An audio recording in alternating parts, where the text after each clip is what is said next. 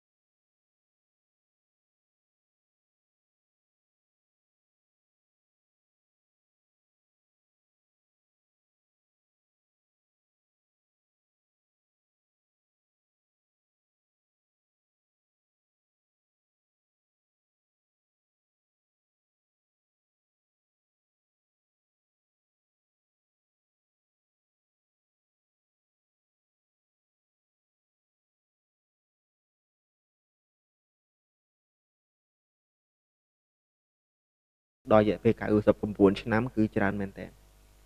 ចំពោះចំណាត់ថ្នាក់ទី4ហ្នឹងគឺប្រទេសអេត្យូពី